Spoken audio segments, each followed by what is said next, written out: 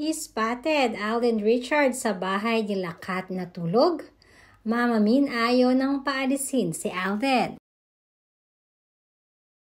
Konting update muna tayo mga kakat din sa latest happening kina Alden Richards at Catherine Bernardo. Hindi nga halos makontain ng mga Katden fanatics ang mga naglalabasang pictures ngayon na Alden Richards at Catherine Bernardo na magkasama kahapon.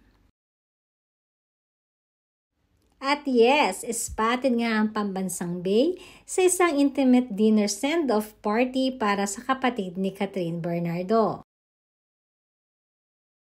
Kaya naman pinagkaguluhan agad ito ng mga netizens at madami ang kinilig nang makitang totoong-totoo na muling magkasama sina Alden at Catherine.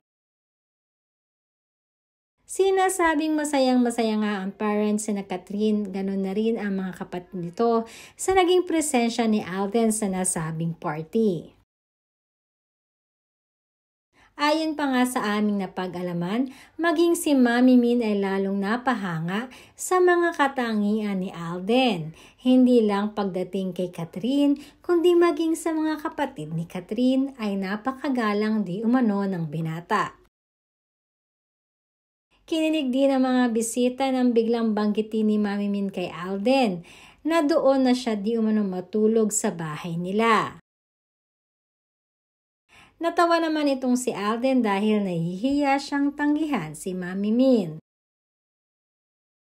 Nagwo-worry lang di umano si Mami dahil na rin late nang makakauwi si Alden sa Laguna na malayo-layo din naman ang ibibiyahe ng binata.